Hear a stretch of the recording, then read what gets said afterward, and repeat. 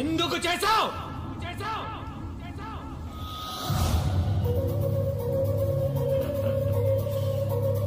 తప్పలేదు బ్రో, డబ్బు కోసం.